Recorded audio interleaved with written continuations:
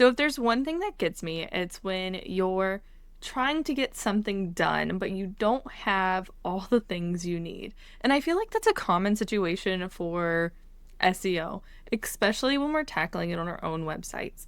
But that kind of leads me to today's point where we're going to be tackling 3 of the most common mistakes and tips, because I'm going to show you how to fix it when it comes to optimizing your website. And this is built on the Hosting Your Website Builder for SEO. But hey, I am Michaela. I'm the mama behind the Comma Co. I'm an SEO strategist and blog content writer. This is my channel. Don't forget to hit like and subscribe and keep listening. But anyways, getting into the thick of it, if you have a hosting or website builder, you know it's pretty easy to navigate, but it's a little bit on the basic side when it comes to advanced options or optimizing or adding schema, adding custom code, anything in between. But that doesn't mean you're limited on visibility. Yes, you can't do the more advanced steps, but you can take some really simple things. And Hostinger makes it relatively easy to do so. And a lot of things aren't even about the platform, it's about the strategy that goes behind it. Which leads me to number 1, the most common mistake that I see when optimizing any website, really. And that's you're using the wrong keywords, or you're not using keywords at all. We have this common misconception that a popular phrase or search term, or what we think people are searching for, is going to be our best bet for ranking. And it's unfortunately not true. Because as baby websites, as small business owners, or even like small bloggers, we have a disadvantage. We haven't existed for 10 years. We haven't existed for 5 years. Maybe, we might be 3 months into existence. Or maybe you're building your first website right now. It is really hard to compete against the websites who have been around for a while or are kind of grandfathered into these rankings. Yes, there's a lot of opportunity to hop in there, but you're not going to do it with a brand new website or even a baby website. So what you need to do instead of focusing on those really competitive keywords, and to give you an example would be like me, an SEO, and I'm a small business. So it would be like me trying to rank for what is SEO. That is a topic that pretty much any agency for SEO has tackled. That includes SEMrush, that includes Moz, that includes Mangles, I think that even includes Forbes. Like, I'm not going to be able to compete against those. And I have good SEO. I've got a good SEO foundation. So I have to find the keywords that I can, and that's exactly what you need to do too. So the best way to do this is think about phrases or niche down a little bit. And this is the solution, by the way, if you haven't been picking up what I'm putting down. But the solution is to niche it and get more specific to your audience. And I'm not saying you have to eliminate the people that you work with, but just get more specific in your phrasing. So for me, I would say like SEO for small brands, SEO for small businesses, SEO services for creative service providers. So I'm expanding on a concept that I'm an expert in. It's what I do, but I'm giving it a little bit more of a qualifier or a niche so that I have a better chance of ranking, because the competitiveness for that keyword, that long tail keyword, is going to be much less than if I were to try and go for SEO or SEO support, because those larger businesses have already taken that. Eventually, I could work my way up there if I wanted to, but I'm going to find the right people easier, and they're going to be able to find me by targeting those keywords that have less competition, fewer competition, however you want to say it, which kind of funnels us into part 2. Another mistake I see is actually the structure of your website.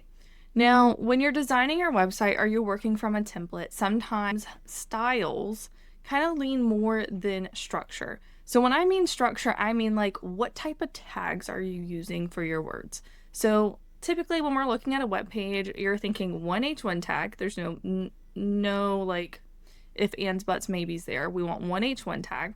We want H2 tags to support what comes next, and then paragraphs, navigation. So every piece of text, every section of your page needs to have what it is.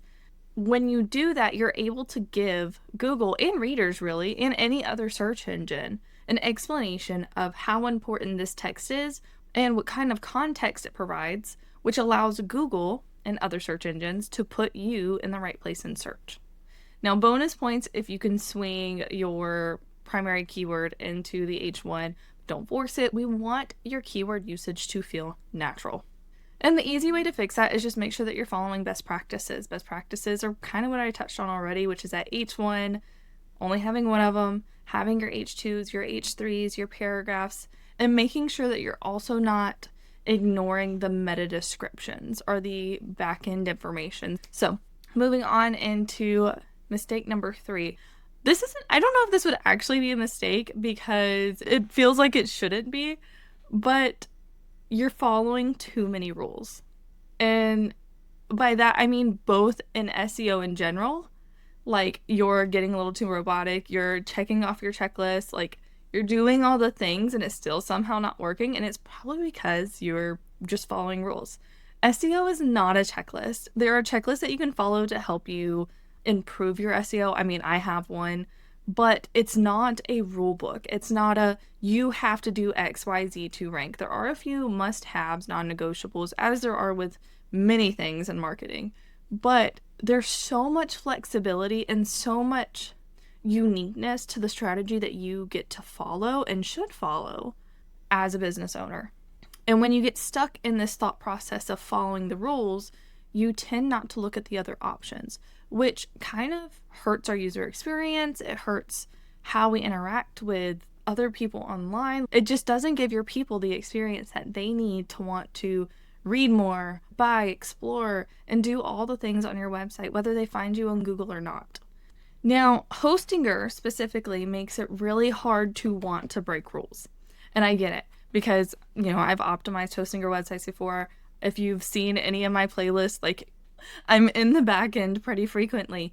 They make it really hard to want to break rules because they make it really easy to follow them. When you're in your SEO settings, essentially it's going to let you choose your keyword. You're going to put in your keyword and it's going to say, oh, this has been optimized, you've got a green check. This one's been optimized, you've got a green check. And then it usually happens with a URL. So don't get too stressed over this, but usually happens with the URL. It says, oh, you need to change this URL to your primary keyword, which can help with SEO, but it's also not going to hurt you if your contact page URL stays contact. That's when we have to think about the user experience over the SEO checklist. Because if you're dropping the link to your contact form, it should probably say contact and not whatever keyword that you've chosen. Those are just a few things to keep in mind. Pretty quick fixes or at least shifts that you can make to whatever strategy you're following or trying to build out right now. And as always, if you ever need any help, go ahead and download the checklist. I know I just told you not to follow the checklist, but rather than a checklist of rules to follow, these are 6 things that you can do to improve your SEO in 15 minutes or less. And it gives you options on how to do each one, as well as guidance. So it's not copy paste strategy. This is what you can do, and here's how you can apply it to your own business. But anyways, thank you so much for watching again. Don't forget to check out the rest of my videos. If you have not set up your Google Search Console for your Hostinger website, go ahead and do that along with Google Analytics because that is going to help you so much in your SEO journey. If you cannot see the analytics or the data behind the changes you are making, you do not know if your strategy is working. So that's bonus tip right there. But anyways, that's all for today. Don't forget to hit like and subscribe, and thank you so much for watching. Bye.